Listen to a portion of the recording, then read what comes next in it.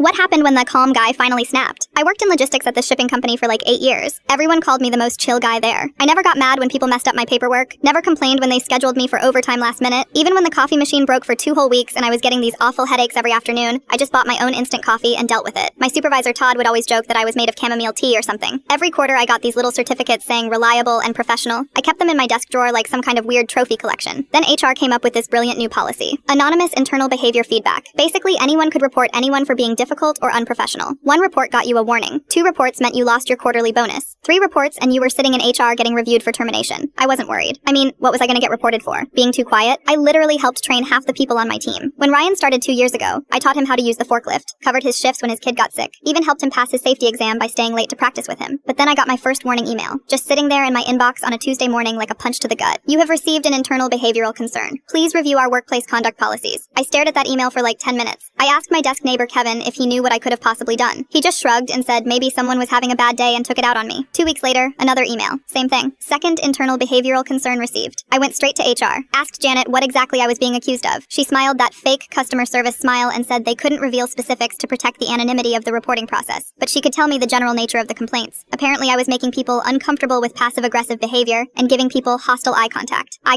I literally got reported for looking at people. I actually laughed out loud in her office. Asked her if she was serious. She said they take all workplace concerns very seriously, and I should reflect on how my behavior might be affecting others. The 3rd report came 3 days later. You have received 3 internal behavioral concerns. Please schedule a meeting with HR to discuss your continued employment. I printed out every performance review I'd gotten for the past 8 years. All excellent ratings. I wrote this calm, professional response explaining that I had no idea what these reports were about. I even asked Kevin and 2 other coworkers to write statements saying I was always professional and helpful. HR scheduled the meeting for the following Monday. Janet sat there taking notes while I presented my case. She nodded and smiled and said they'd review everything carefully. By Friday, the promotion I'd been expecting for months went to Ryan instead. That's when something clicked in my brain. I went to Best Buy that weekend and bought this tiny digital recorder. Monday morning, I taped it under my desk. Started recording every conversation, every interaction, every meeting. I kept detailed logs of who said what and when. It took me 2 weeks to figure it out. I was reviewing the timestamps from my HR warning emails against my badge swipe data and call logs. The first complaint came in the day after I'd corrected Ryan's inventory count in front of our supervisor. The second one was filed right after I'd gotten praised in our team meeting for catching a shipping error Ryan had missed. The 3rd report went in the same day Ryan asked me about applying for the promotion, and I told him I was planning to apply too. I kept recording for another week to be sure. And Ryan, thinking he was so clever, actually started bragging to Kevin about how he was finally climbing over Mr. Calm to get ahead. Said it right there at my desk while I was supposedly in the bathroom. I didn't confront him, didn't yell or make a scene. I just spent my weekend organizing everything into a nice little folder, printed out the HR emails with timestamps, burned the audio recordings to CDs with transcripts, even included screenshots of the Slack messages where Ryan joked about using the system to clear the path. Monday morning, I sent copies to Janet in HR, our department VP, and the CEO. Professional email, factual presentation, no emotional language, just the evidence. Ryan was fired by Wednesday.